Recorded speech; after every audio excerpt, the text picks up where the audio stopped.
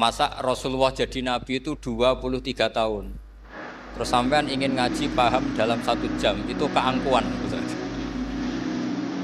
Jadi Rasulullah itu jadi Nabi itu 23 tahun. Tapi orang ingin memahami Islam, nyewa kiai, diatur lagi, itu kalau nggak pernah sepuh itu dosa, itu jelas itu. Itu 1 jam ingin paham. Saya punya sekian cerita, ini Maulidur Rasul Sallallahu Alaihi Wasallam. Itu dulu zaman Nabi itu ada ayat yang Jibril jauh-jauh dari langit turun ke bumi hanya membawa 1 kalimat. Sehingga syarat seorang mufassir itu termasuk tahu pertanyaan kalimat apa yang hanya 1 diturunkan Jibril, yaitu kalimat minal fajr. Jadi dulu awal-awal Islam itu ada ayat kamu makan wakulu washrobu hatta yatabayyana lakumul khaytul abyadu minal khaytil aswad. Jadi kalau malam puasa itu orang boleh makan selagi melihat benang putih sama benang hitam itu belum kelihatan. Tapi kalau sudah kelihatan mana yang hitam, mana yang putih, berarti otomatis imsak. Itu sahabat entah saking lugunya, itu ya benar-benar pasang benang hitam sama putih, dia makan. Nanti 1 jam dari makan misalnya diintip lagi, kok belum kelihatan, makan lagi. Mungkin yang istrinya cantik ya kumpul istrinya lagi, kalau tidak cantik ya sudah tidak usah. Sampai itu jadi perilaku sahabat berhari-hari. Ketika dilaporkan ke Rasulullah, Rasulullah itu tertawa-tawa. Kok ada begitu? Baru Jibril datang menerangkan minal fajr. Jadi benang hitam artinya masih malam, benang putih maknanya sudah fajar itu lama sekali. Saya terus mau cerita tentang sanad-sanad ilmu. Jadi Nabi itu 23 tahun dan itu tidak gampang, ada fasenya. Bahkan ada fase Nabi itu harus as-sukut anil munkar. As-sukut anil munkarat itu diilmoni oleh pakar-pakar usul fikih. Apakah as-sukut anil munkarat itu berarti mengikrori kemungkaran? Apa takhirul bayan? Saya ulang lagi pakai bahasa Indonesia. Ketika ada kemungkaran, Nabi diam. Itu diamnya karena nyari momen untuk ngandani.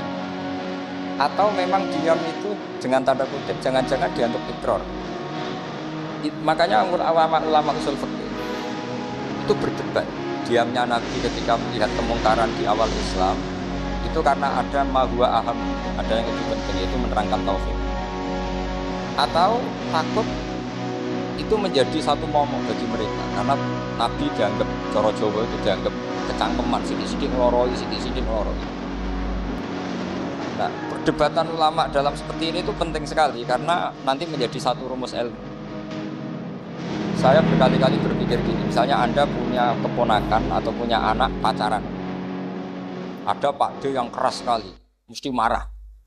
Itu nanti ponakannya nggak sempat dikandani karena main saja nggak berani. Mesti Pak D ini marah, karena ini Islam garis keras atau garis lurus atau apa nggak tahu. Pokoknya punya garis. Terus ada kelompok Islam yang nggak punya garis, yang nggak punya karakter. Kalau ponakannya pacaran ya santai, malah kenalan pacari ponakannya. Cantik kuliah bodoh ya. Sehingga ponakannya merasa terjustifikasi. Berarti pacaran nggak apa-apa, paman saya nggak marah. Natijahnya pasti sama. Yang terlalu mudahanah, yang terlalu baik, hasilnya tidak didik sama sekali. Karena seakan-akan mengakui bahwa itu tidak apa-apa. Yang keras sekali hasilnya juga sama, nggak didik sama sekali. Karena dolan rawani, kapan didiknya? Nah kira-kira seperti itu. Yang nggak mau berteman sama orang-orang maksiat juga hasilnya sama, meskipun atas nama kebenaran. Aku mau kancanan nang maksiat, ngotori. Hasilnya sama, nggak mau mendidik. Tapi yang mau ngancani juga bahaya kalau terlalu keseringan karena jadi aku kenal kiai iki ratu diloroi berarti gak popo kan gitu. Nah ini PR besar dalam umat Rasulullah Shallallahu Alaihi Wasallam. Tadi saya diceritain Mbah Jamal berjuangnya di sini, Nata dari kampung yang macam-macam menjadi kampung baik. Dulu saya dipijilah menjadi Mbah Mun dulu ya sarang dihimpit 2 kampung yang masalah. Tapi lama-lama terus jadi kampung yang baik lewat tarbiyah. Maka ketika kemungkaran kita biarkan, itu namanya apa? Namanya itu kalau dalam usul fikih itu takhirul bayan. Apa? mengundurkan memberi apa? Penjelasan. Karena sekali tidak dengan definisi ini nanti takutnya dianggap al-iqrar alal mungkar, dianggap ngakui kemungkaran. Nah, saya termasuk orang yang sangat usuli ya, sangat memahami Quran, hadis itu secara disiplin ilmu usul fikih. Kenapa itu satu keharusan begini logikanya? Saya ulang lagi, Nabi jadi Nabi itu 23 apa? Itu yang menyokong beliau jadi Nabi itu orang Nasrani dan orang Yahudi. Karena itu satu-satunya perangkat yang harus dipakai. NU belum ada, sama nggak usah GR bela Nabi. NU pas itu belum ada. Maulid Nabi itu yang kangelan itu Abu Lahab, bukan pengurus NU. Sampai sekarang dalil Maulid itu masih pakai Abu Lahab. Jadi ini ya NU itu termasuk organisasi yang luar biasa. Abu Lahab itu jadi dalil. Jadi Abu Lahab dengar kalau iparnya Abu Lahab itu iparnya Aminah, iparnya Sayyidah siapa? Dengar Aminah lahir nggak punya suami, saking senengnya tanggalemnya beliau itu dimerdekakan. Ya setidaknya untuk hari Senin tak sebut beliau karena pas sholat. Nanti Selasa sedang itu dimerdekakan.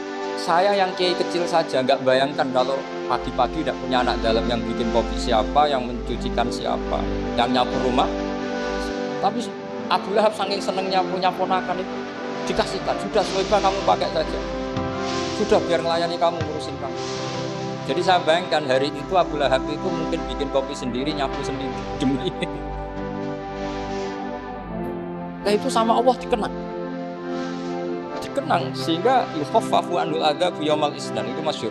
Idza kana hadza kafiron jaa dhammuhu kitabat yadahu fil jahimi muqal lada an ata annahu fi yaumil isnaini daiman yukhaffafu anhu lisururi bi ahmada famadhannu bil abdil ladzi kana umruhu bi ahmada masruran wa mata muwahhid.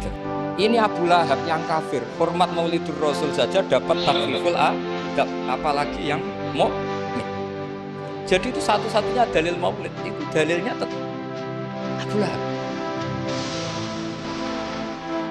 Ya makanya terus kita itu dibully sama kelompok sebelah, dalil kok Abu Lahab. Tapi saya pastikan awal Islam itu yang menjadi perangkat nubuwah itu hanya Yahudi dan Nasrani. Karena yang lainnya nggak tahu Nabi itu apa.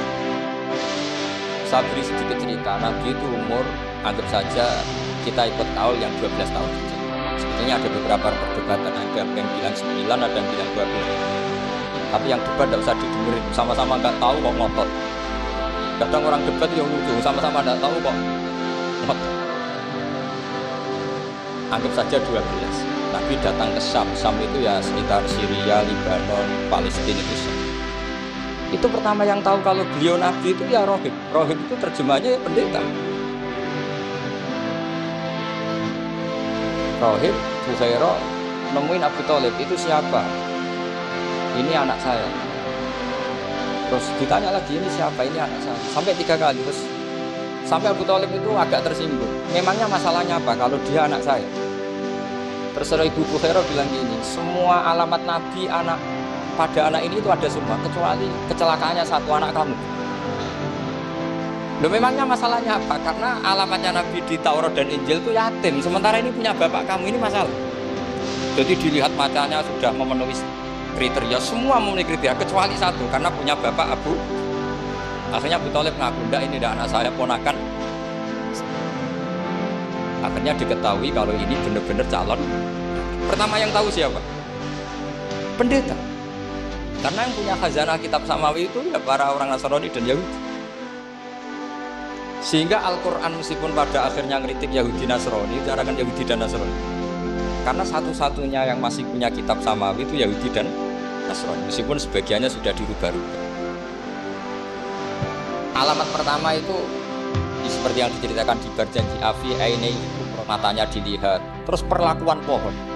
Saya pernah di pohon itu, pohon nubuwah. Itu umurnya ribuan tahun. Itu kalau Nabi duduk misalnya di arah barat, matahari dari barat, normalnya kan kena kesetrong matahari. Itu yang rubah itu dahannya. Jadi Nabi itu orangnya lugu, duduk aja nggak mau mikir. Memang syaratnya Nabi itu nggak boleh mikir, harus umi itu lugu. Nggak boleh Nabi mikir besok makan apa, terus jabat apa, itu nggak boleh. Itu udah Nabi, itu maklar. Nabi itu nggak boleh mikir.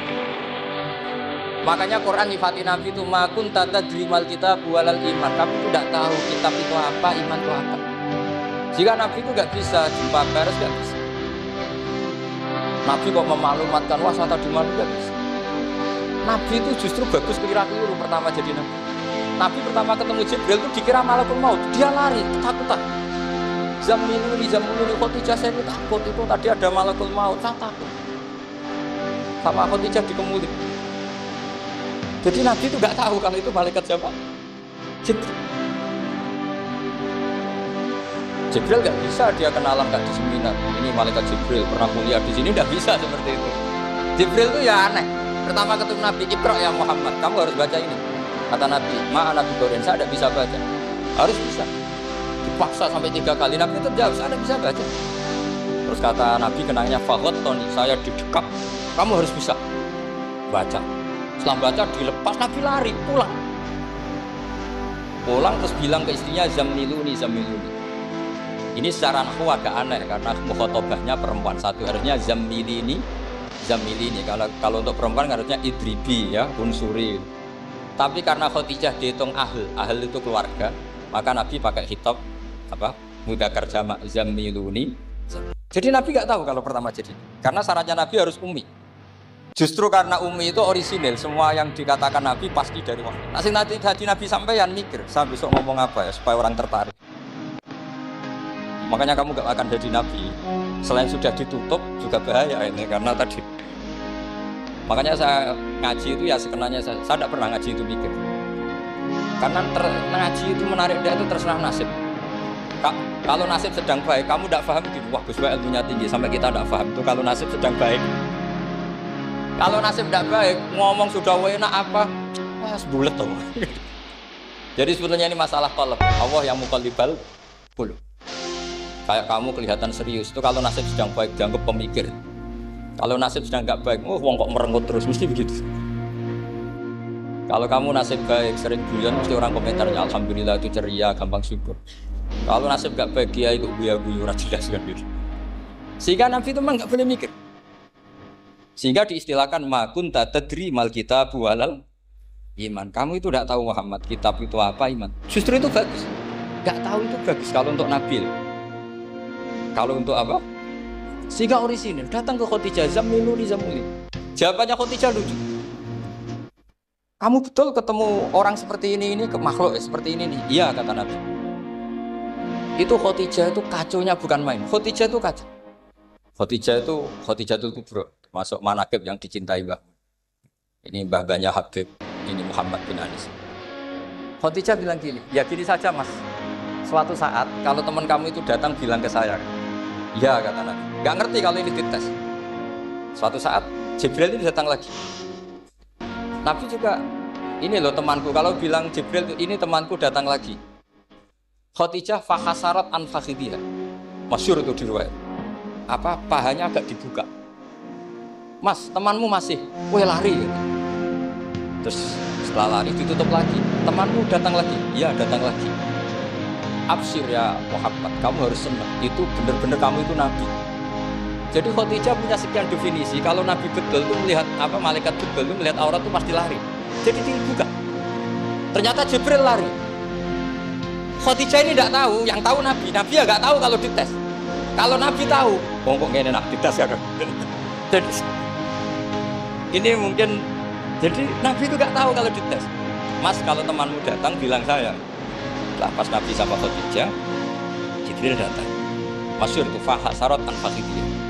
Dibuka, temanmu masih mas, lari. Ditutup lagi. Sekarang gimana mas? Datang lagi. Kamu harus seneng, kamu Nabi betul. Karena kalau itu setan, wah mesti seneng nonton aurat kan. Itu Nabi tidak tahu kalau dites. Kalau sampean kan tahu kalau mau dites istri. Sampean mulai katut tong itu liya teko mesti bojo mbek servis untuk menutupi semua keburukan itu. Itu Nabi. Uniknya terus Khadijah. Nabi jadi Nabi sama Khadijah itu tahu dulu Khadijah. Nabi enggak tahu kalau mau jadi Nabi, tapi Khadijah tahu. Sehingga ketika umur 25 tahun Nabi sebagai pedagang, Khadijah itu ngirim mata-mata namanya Maisarah. Maisarah itu nama lelaki. Saya tambahin lagi Maisarah nama lelaki. Nanti kalau kamu artikan nama perempuan Oh berarti Nabi kemana-mana punya perempuan. Enggak, Maisarah itu nama lelaki. Maisarah dikirim Khadijah. Terus gimana Muhammad di perjalanan? Tudilluhul ghamamah tuti'uhus saha, kemana-mana dipayungi oleh mega, oleh awan. Sekian informasi ke Rasul ke Khadijah itu dimasukkan semua ke Khadijah. Tapi betapa kecewanya Khadijah ketika Nabi nikah umur 25 tahun, Khadijah umur 40 tahun. Itu kok gak jadi Nabi. Itu mulai kecewa sido dadi Nabi tau ora. Makanya ketika tahun ke-40, berarti Nabi umur 40, cerita ketemu tadi Jibril, sebenarnya Nabi nggak tahu itu Jibril, nggak bilang Jibril. Itu Khadijah senangnya bukan main. Karena apa yang dibayangkan dia terjadi. Fa wa la yuzika wa abadan innaka la tasilur rahim wa tahmilul kalla wa taksibul mahdud wa taqridu fa wa tu'inu ala nawaibil haq. Sama saya takil syarat jadi Rais Suriah harus hafal kata gitu. Sonono syaratnya jadi ulama. Saya ini jadi ulama sebelum di NU. Banyak kata Mbak Mun dulu guyon kiai ono kiai sing ning NU. Dadi kiai sik lagi ning NU. Ono sing kiai NU nek gak pengurus NU ora dadi kiai gitu. Itu guyonannya Mbak Mun. Akhirnya Khadijah itu sebenarnya bukan main karena pernah ragu 15 tahun. Kan dari umur 25 Nabi, kemudian nggak tahu bukti berikutnya, makanya terus ini jadi Nabi enggak. Setelah umur 40 benar-benar Nabi, paginya diajak ke Waraqah bin Naufal, masih pernah paman sama Khadijah. Ya Ami, ini ibnu Akhika mau cerita. Terus Waraqah ini Nasrani. Di kitab Bukhari, Ro'an tanah sorofil jahiliyah, wayak tubuh Injil bil Ibraniyah, masya Allah ayat. Jadi Waraqah itu penginjil, pendeta. Tapi nanti loh, kamu jangan salah paham. Kayak pendeta sekarang ada periode di mana Injil masih asli dan ada periode ini yang sudah muharraf. Itu kan dia itu lafaznya ulama. Akhirnya Waraqah tanya, kamu ngomong saja ya Ibn Akhi, manggilnya seperti itu. Akhirnya Nabi cerita ketemu Jibril, enggak, sebenarnya beliau enggak tahu itu Jibril cerita. Terus kata Waraqah, hadan namus alladzi ja'a bi Musa. Masih pakai bahasa namus, hadan namus alladzi ja'a bi Musa. Itu namus semacam malaikat yang mendatangi Musa. Terus uniknya Waraqah bilang gini, wa yudrikni yaumukan ansuruka nasron azhar. Andaikan saya menemukan hari ketika kamu jadi nabi, akan saya bela mati-matian. Kapan itu paman? Khina yukhrijuka qaumu, ketika kamu diusir oleh kaum kamu. Nabi sebagai orang baik, makanya GR jadi orang baik itu ya boleh. Nabi sebagai orang baik itu tanya, awamu khrijiyahu. Kalau kiai maknani awamu khrijiyah ana ta iku wong sing ngetono ingsun gumutai kaumi. Masa saya nanti diusir kaum saya? Saya ini termasuk keluarga terhormat. Perilaku saya baik. Masa saya nanti diusir? Terus kata Waraqah, tidak ada seorang pun yang jadi nabi kecuali nanti ngalami diusir. Jadi yang tahu mau diusir itu ya Waraqah. Nabi malah tanya, masa saya nanti diusir? Karena tadi syaratnya Nabi harus ummi. Ummi itu keibu-ibuan. Jadi nggak tahu. Tapi nggak tahu di Nabi itu sifatul madkhin, sifat ujian, bukan sifatul naqsin, sifat apa? Kekurangan. Akhirnya Nabi mulai sadar, jadi Nabi tenan kan gitu. Jadi saya itu termasuk orang yang sangat-sangat susah ketika orang ingin belajar Islam itu instan. Dulu Nabi jadi Nabi itu 23 tahun. Itu untuk menemukan teori masbuk, tidak nyalip imam, itu Nabi juga lama. Jadi dulu sahabat itu kayak anak-anak kecil zaman saya kecil itu kalau imam sudah rakaat ketiga atau rakaat keempat itu kalau orang-orang desa kan langsung takbir terus dia sholat sampai 3 rakaat nyalip siapa? Imam. Nanti di rakaat keempat baru sama imam salam dia ikut salam. Itu hebat betul. Itu sama sekali nggak salah. Kalau ditanya, lo kok ikut salam? Kan